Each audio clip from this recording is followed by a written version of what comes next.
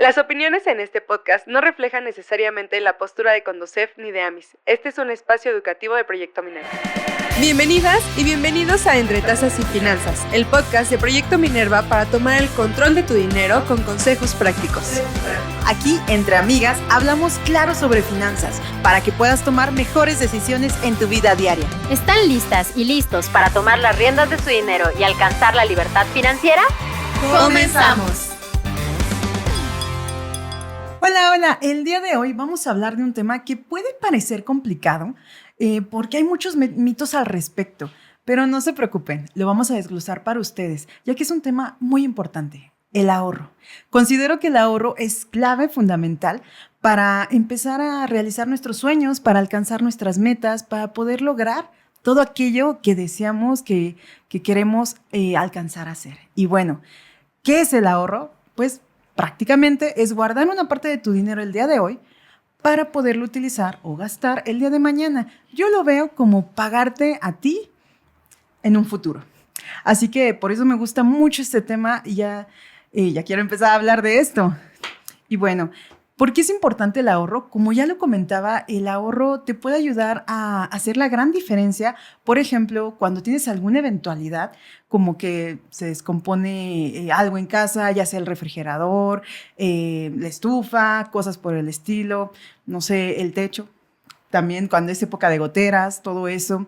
Inclusive, si tienes un negocio, eres emprendedora y se te rompe alguno de tus, ¿cómo se llama?, de la maquinaria que utilizas, pues también es importante tener ese fondo de ahorro para justamente poder cubrir estas emergencias que llegan a pasar y que nunca estamos exentos o exentas a tenerlas. Otra de las importancias del ahorro es que te ayuda a llegar a alcanzar todas esas metas, esos sueños que tienes. Por ejemplo, recuerdo en alguna ocasión que fui a una escuela, un niño muy tierno, me dio mucho gusto y comentó que quería comprarle una casa a su mamá y dije, tu meta es hermosa, pero vámonos por partes, porque hay que definir muy bien el ahorro para después pasar a las metas de ahorro. Y creo que dijiste algo muy importante, que es, para comenzar a ahorrar, lo primero es, necesitamos tener una motivación. Entonces, ¿cómo fijamos ese tipo de metas? ¿Cómo identificamos? Bueno, pues lo que podríamos hacer es hacer una línea de vida y plasmar cada uno de los años que estamos viviendo y cómo te visualizas a futuro. ¿Qué es lo que quisieras lograr? ¿Cómo te ves el próximo año? Por ejemplo, digamos, a mediados de año, del próximo año, 2026, ¿cómo nos vemos? ¿Qué estamos haciendo? ¿Qué habremos logrado en ese momento? El ahorro está muy asociado con estas metas que vamos definiendo cuando inicia el año, cuando termina y estamos como por comernos esas 12 uvas. ¿Cuántas veces no hemos identificado algunas de las metas que queremos lograr? Pero todo se trata de lograr tener hábitos sostenibles. Por ejemplo, cuando decimos quiero comer más saludable, quiero bajar de peso, quiero hacer una actividad o quiero aprender un nuevo idioma. De pronto esas metas que pueden ser muy buenas, pues dejamos de hacerlas porque pues la motivación llega hasta cierto punto, pero sabemos que lo que va a sostener esa meta o el logro de esa meta es la constancia. Entonces también aquí hablamos acerca de los hábitos más importantes que debemos desarrollar. Y un hábito como tal, dicen por allí muchos estudios que un hábito se genera cuando realizas la misma actividad durante 28 días. Pero ¿qué tal si a mí me toma más tiempo formar un nuevo hábito, tal vez 3 meses, tal vez 6 meses o incluso un año? Entonces, tienes que realizar la misma actividad todos los días. Y de eso también se trata el ahorro. De fijarte este objetivo, no importa el monto que consideres, pero hacerlo de manera constante. Sí, y además, pues tener y, bueno, identificar que el ahorro existe de 2 formas, ¿no? Hay ahorro formal y ahorro informal. Entonces, si tú tienes tu dinero ahorrado, que estás generando este hábito y lo empiezas a poner en una alcancía, pues quiere decir que estás teniendo un ahorro de forma informal. Pero si ya quieres escalar un poco más tu ahorro y ahora hacerlo crecer, aunque sea un poquito, podrías meterlo a alguna cuenta bancaria, alguna cuenta de institución financiera como una Sofipo, una Socap, y eso te va a ayudar para que tus ahorros vayan creciendo. Y pues a esto le podríamos llamar como ahorro formal. Oye, qué buen concepto, porque además es cierto, cuando hablamos de informal, hablamos también de inseguro. ¿no? Tenerlo de repente debajo del colchón. Han habido historias incluso en todo México, alrededor de México, donde de pronto escuchamos, es que tal persona regaló el colchón y tenía todos los ahorros de una familia, de toda su vida. Entonces, suena como esos lugares inseguros. Y yo sé que todos hemos utilizado una tanda, por ejemplo, en alguna ocasión, una cuina, si están en otros estados de la República, pero este dinero que le damos a una persona que administra, de entrada, pues no tenemos un seguro de vida sobre esa persona, entonces no sabemos qué pasa si fallece, qué pasa si no puede pagarlo, o incluso algunos de los integrantes de esta tanda no da el dinero adecuadamente. No es un instrumento financiero, como ya lo comentabas, formal, entonces no podemos reclamar si algo sucede con una tanda. Y generalmente las personas que realizan una tanda, pues desafortunadamente están endeudadas o tienen algún inconveniente financiero, por ahí algún problema que tienen que solventar, y por eso es que agarran los primeros números. Bueno, se pudiera ver como este instrumento informal que de pronto se puede utilizar también como un crédito. Si tú no confías, digamos, en que tienes el dinero y que lo vas a guardar, pues lo das a una tercera persona para que te lo administre, pero está en altísimo riesgo. Pero ¿qué pasa con el ahorro formal? Pues que es en instituciones financieras autorizadas y que yo sé que al final tenemos un gran acceso a productos financieros. Es decir, existen por ahí las cuentas y podemos acceder a ellas, pero además podemos utilizarlas, que de eso se trata la inclusión financiera también, de utilizar los productos y por último, pues de formar este hábito. Y como decías, así es en las tandas o también las famosas cajas de ahorro que hacen entre amigos, que no son formales como tal. Sí. Luego los amigos, el novio o quien sea se pelean, ya no se quieren ver o ya se cambiaron hasta de trabajo o de ciudad y no, ¿sabes qué? Regrésame mi lana, ya no quiero nada.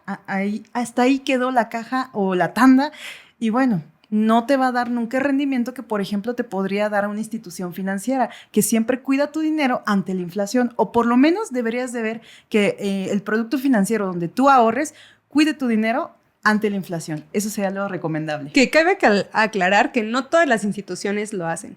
O sea, no porque tengas ahí tu dinero en una cuenta bancaria o en una institución financiera, no quiere decir que vas a tener a fuerzas un rendimiento, porque no están obligadas las instituciones para hacerlo, ¿no? Bueno, yo creo que ahí habría que hacer la diferencia entre cuando ahorramos solamente es acumular tu dinero y lo juntas y para utilizarlo en un futuro. Pero cuando invertimos, que ese es otro componente totalmente diferente, allí sí expones tu dinero en riesgo y entonces comienzas a generar rendimientos. Pero son dos cosas totalmente diferentes.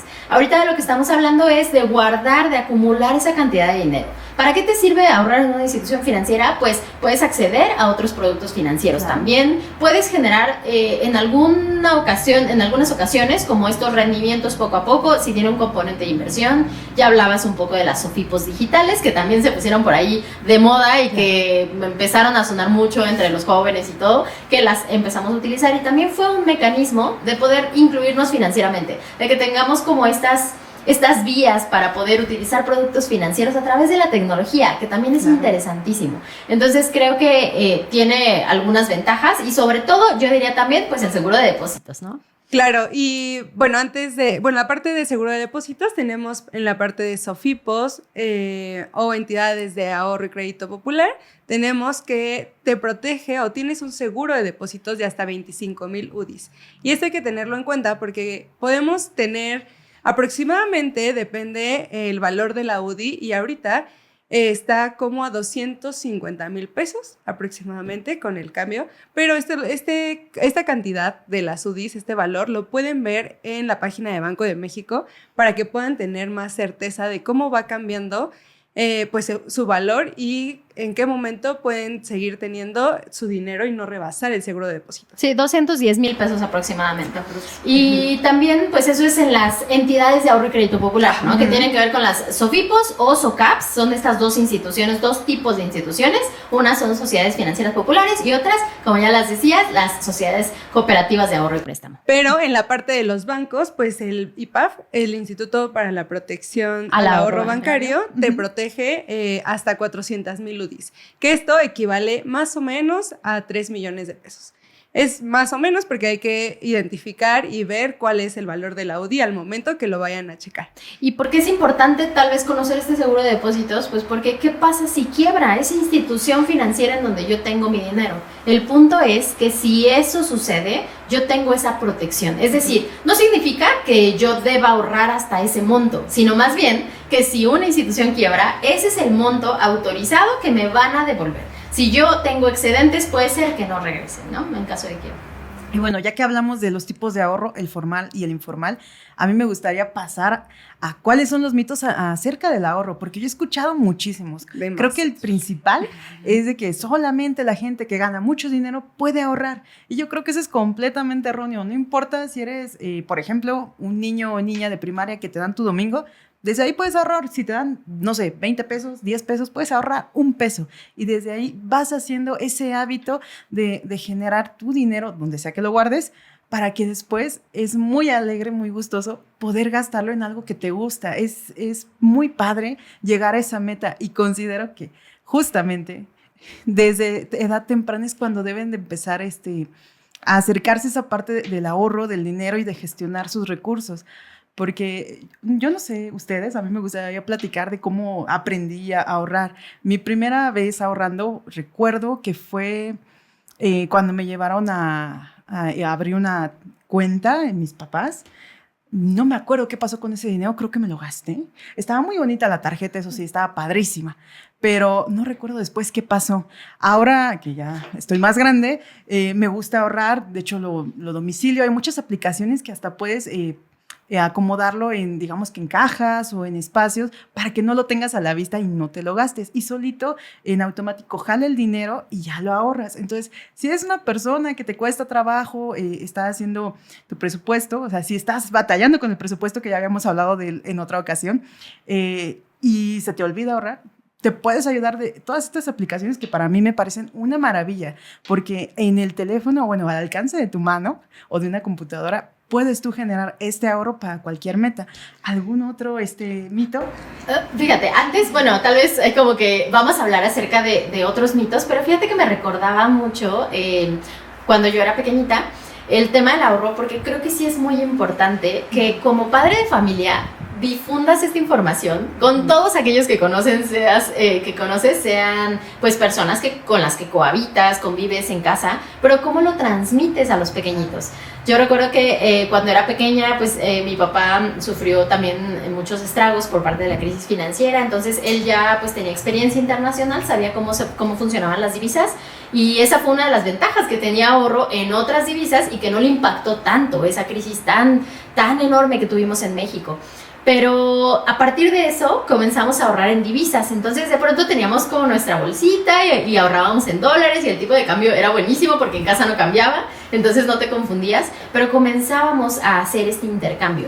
Pero ahí creo que algo muy importante fue que siempre nos platicaron para qué servía ese dinero, y algo de lo que aprendí cuando era muy pequeña era que el dinero que ahorras no es para gastarlo, sino el dinero que ahorras sirve para ayudarte en situaciones de emergencia. Entonces, tal vez de ese monto de dinero que puedes guardar, una parte puedes utilizarlo para el futuro, para algo que te quieres comprar, pero nosotros teníamos un margen muy pequeñito y todo lo demás era para alguna emergencia.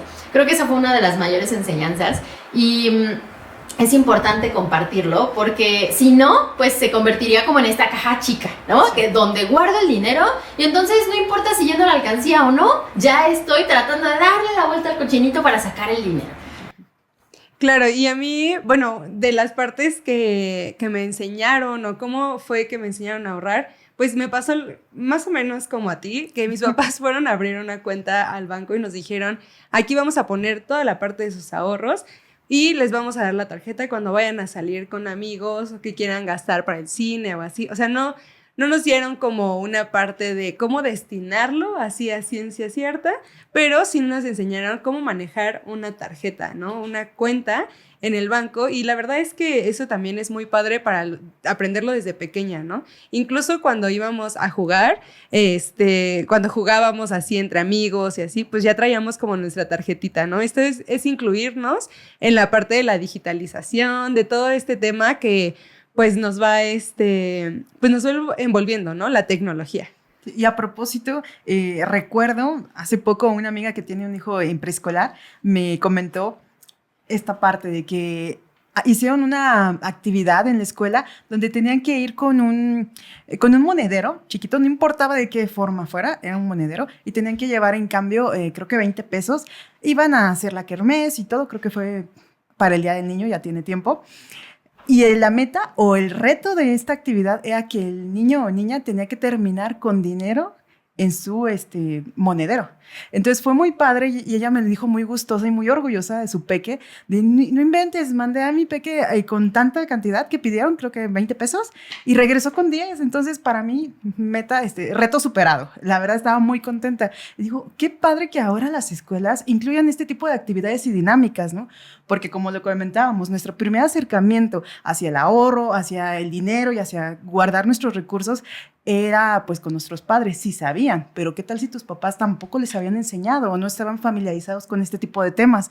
Pues ahí sí tenías que aprender ya cuando te tocaba conseguir tu primer empleo, tu primer sueldo, o inclusive si te llegó a tocar alguna beca cuando estabas estudiando, pues te pasaba que el dinero se te iba como agua. Y creo que ahí padre. dijiste uno de los mitos también importantes, que es que tienes que saber mucho sobre finanzas.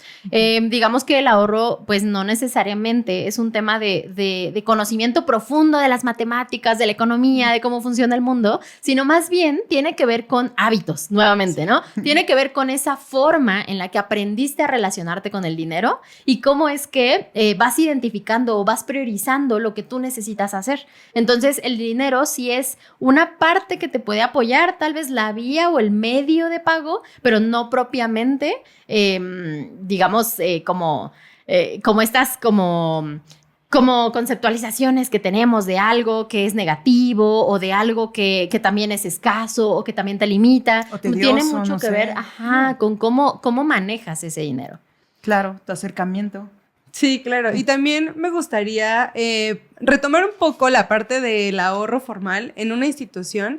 Recuerden que no siempre las instituciones que escuchamos comercialmente en algunos anuncios, ya sea en redes sociales, en radio, en televisión, son o están reguladas y autorizadas para operar en México. Entonces, hay que tener mucho cuidado en dónde ponemos nuestro dinero, Claro. y en dónde lo guardamos, porque hay ocasiones en las que esta institución desaparece o esta, pues no sé, cuenta de esa... Sí, esta institución. supuesta empresa, Ajá, digamos, que ni siquiera son formales y no están constituidas, pero eso sucede mucho y sucedió en algún momento en diferentes estados de la República, donde de pronto veías como mucha infraestructura, luces, sonido, eran Padrísimo. estas empresas que pues estaban cometiendo fraude financiero y que captaban el dinero de la población y de pronto de la noche a la mañana desaparecieron. Esto fue una situación real que se vivió en diferentes estados de la República, en México. Entonces es importantísimo verificar que estas empresas estén debidamente constituidas. ¿Cómo hacemos eso?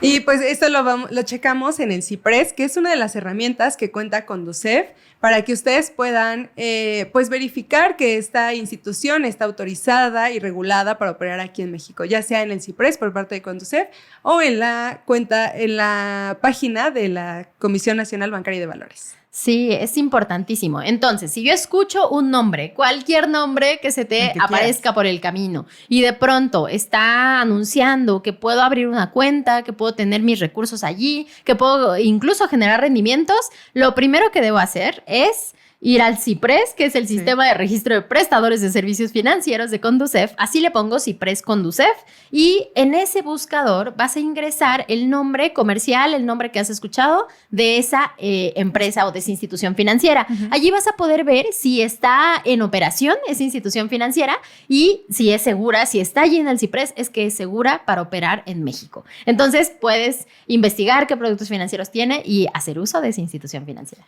Claro, porque si no está autorizada y regulada, aunque veas el seguro de depósitos, pues no lo va a cubrir, ¿no? Porque no, Sí. no está dentro de la regulación mexicana. Y bien, como lo dijo Liebna, hace tiempo pasó que muchos ahorradores tenían su dinero en cierta institución y no estaba regulada en el CIPRES.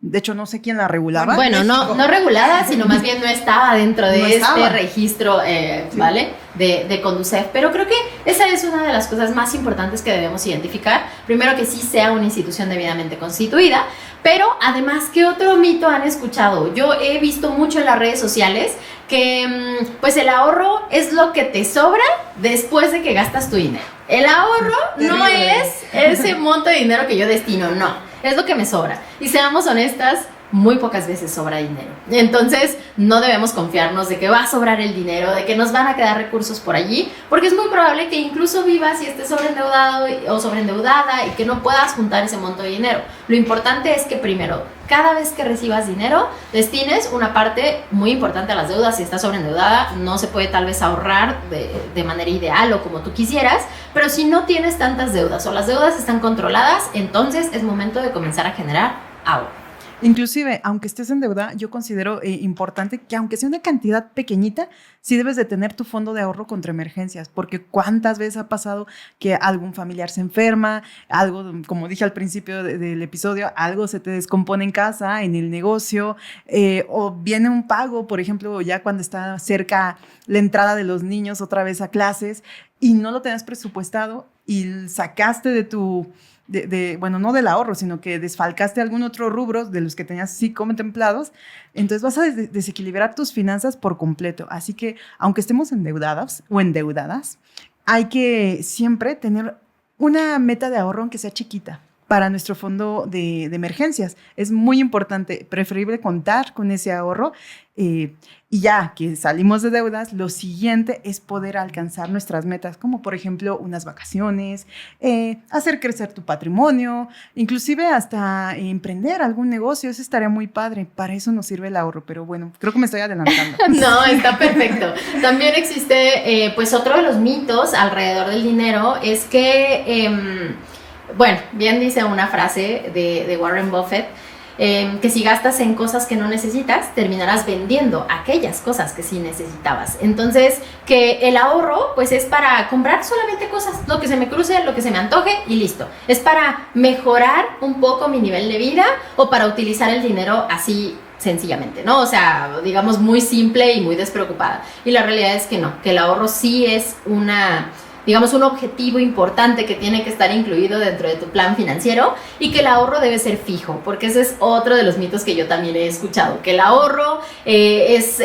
cuando puedes, no solamente lo que te sobra, sino cuando se puede, se ahorra, y cuando no, pues entonces a vivir la vida. Entonces, no. Y a propósito de ese comentario, yo considero muy importante también que ese ahorro tenga un destino, porque un error o un mito del ahorro que surge, yo he escuchado sobre todo niños o gente pequeña que comenta, es que yo quiero ahorrar. Ok, ¿para qué quieres ahorrar? No sé, para tener dinero, para ser millonario. Cuando tu ahorro no tiene una meta fija, algo que te importe, pues difícilmente vas a seguir con ese hábito, vas a gastártelo, como bien decías, se te va a esfumar de las manos y porque justamente no tienes esa meta que quieres alcanzar. Entonces, considero que lo más importante es ir destinando metas al ahorro. ¿Y por qué solo un ahorro, no? Que es otra, ¿cómo se podría decir? Otro error u otro mito que las personas dicen que solamente se puede ahorrar para una cosa. Considero que hay que hacer diferentes tipos de ahorro para emergencias, como ya dijimos, para crecer nuestro patrimonio, inclusive, ¿por qué no para invertir, dar el siguiente paso? Pero bueno, eso lo hablaremos en otro episodio. Otro mito del ahorro que yo he escuchado es que necesitas tener mucho dinero para poder ahorrar. Y realmente es que no necesitas tanto. O sea, como hemos platicado, es un hábito. Si tú tienes 10 pesos, puedes iniciar a ahorrar con 1 peso. Con ese peso que vayas ahorrando diario, mensualmente, o sea, no importa la cantidad, porque sabemos que todos tenemos necesidades diferentes, que estamos en diferentes etapas de nuestra vida y que a pesar que estamos en la misma familia, el ahorro es diferente, ¿no? Porque tenemos diferentes metas, como ya lo comentamos, diferentes gustos, ingresos también. Entonces sí es importante como generar tu hábito y no importa si tienes de ingreso 10 pesos, 20 pesos, 50,000 pesos, el punto es ahorrar.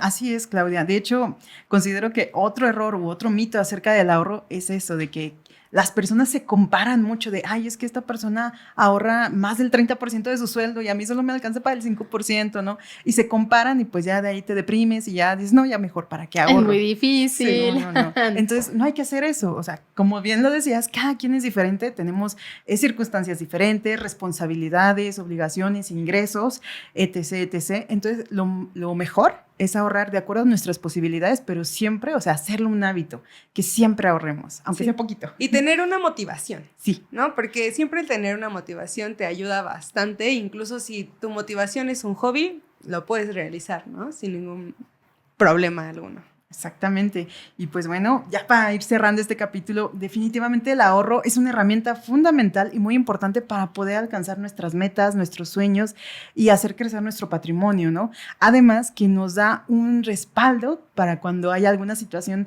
desafortunada, que nunca estamos exentos o exentas a que nos pase algún imprevisto. Y espero que les haya gustado mucho este episodio. A nosotras nos encanta hablar del ahorro y nos podríamos seguir aquí más tiempo, pero nos gustaría que ustedes nos siguieran en las redes sociales de Minerva y que nos dejaran sus comentarios. ¿Ustedes dónde ahorran? Bueno, esto fue Entre Tazas y Finanzas. Hasta la próxima. Bye.